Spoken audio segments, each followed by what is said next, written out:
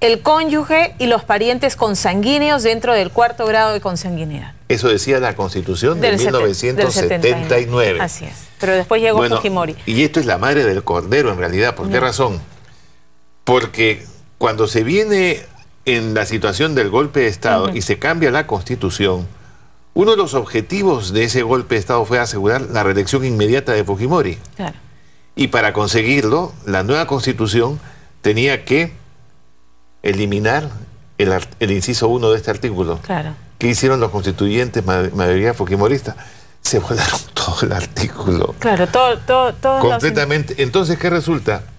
Tú revisas la Constitución 93, del artículo 1 hasta el final, y esta disposición no existe. No existe, ¿ya? No existe. Pero la contradicción es tal que no existe para el presidente. Pero lee, por favor, el encabezamiento del artículo 91.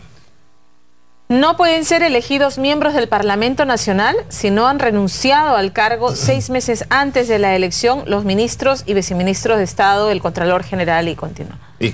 O sea, el absurdo es tal que resulta que, de acuerdo a esta Constitución, para ser congresista tienes una serie de impedimentos en función de los cargos que ocupas. Claro. ¿No? Pero para ser presidente, ninguno. Ninguno. Entonces, resulta que es más difícil llegar a ser congresista que llegar a ser presidente. Yo a eso le llamo, en uno de mis trabajos constitucionales, un vacío constitucional. Yeah. Y ese vacío es grave, por lo que tú ves, porque genera la sensación de que si no está prohibido, es que está permitido. Es que está permitido. ¿No es cierto? Bueno, pero se ha tratado de resolver esto con la ley electoral vigente, que en su artículo 107 establece lo que estaba antes en la Constitución. Claro, el cónyuge y los parientes consanguíneos dentro del cuarto grado y los afines dentro del segundo grado del que ejerce la presidencia. Es lo mismo que el inciso 2. Exacto. ¿Es cierto? Ahora, claro, no deja de ser preocupante que una norma que tenía jerarquía constitucional, se la vuelan, desaparece y reaparece en una ley de rango inferior, que es la ley electoral. Estamos en un entrampamiento. Entonces, independientemente de... Aquí estamos frente a un tema constitucional y frente a un tema político. En el tema constitucional, ¿hay salida? Bueno, la salida, en cierto modo, está en el Congreso.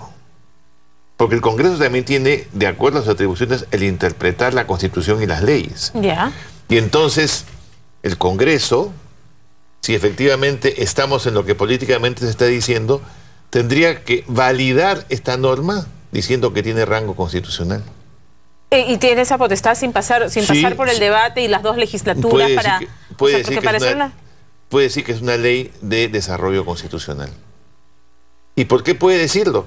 Porque puede invocar el antecedente de que lo que se exige para ser congresista no puede ser más que lo que se exige para ser presidente de la República. Y por consiguiente, la base jurídica sería que por extensión del animus constitucional, este dispositivo tiene nivel, es de desarrollo de la Constitución. Y para que esto ocurra no se necesita, o sea, no es una modificación de la Constitución que se necesitan dos legislaturas. Esto es pura teoría alemana, ¿no es cierto?, del derecho constitucional.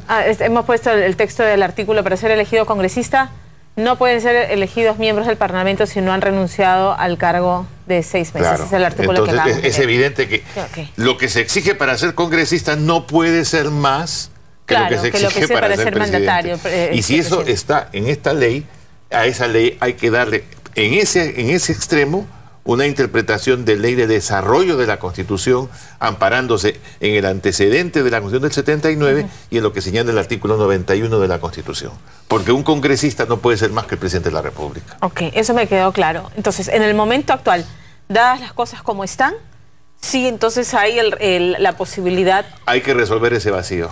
Primero resolver el vacío. Pero yo te diría que en realidad en este momento está pesando más el aspecto político. Claramente. Clarísimamente, porque... Y el aspecto político inclusive ha obtenido, a mi juicio, una relevancia muy significativa cuando la presidenta del Consejo de Ministros, que es vocera del gobierno, ha declarado ayer que de ninguna manera Nadine Heredia va a ser candidata a la presidencia. Es decir, por su propia declaración, ella ha convertido esto en una cuestión ya en un tema de debate político que tendrá que incluir en su presentación ante el Congreso. Claro. Ahora, una vez más, un gabinete se va a encontrar en la disyuntiva de plantearlo abiertamente y obtener el voto de confianza o verse una vez más. Claro, pero sí, una cosa es lo que pueda decir la prensa y otra cosa es lo que anuncia formal y oficialmente el presidente del Consejo de Ministros o la presidenta, que es la vocera, de acuerdo a la Constitución, del gabinete y del propio gobierno, en vísperas de presentarse ante el Congreso. Claro. Entonces el Congreso ya ha adquirido el derecho de decirle, señora, usted reafirme en el Congreso, claro, porque le vamos a dar el voto de confianza siempre y cuando usted ha hecho una cuestión de confianza. Y le vamos a dar la confianza si es que efectivamente se asume ante el Congreso de la República que esta persona no va a ser candidata. Claro. Yo creo que yo he estado 12 años en el Parlamento y sé cómo se hace política en el Parlamento.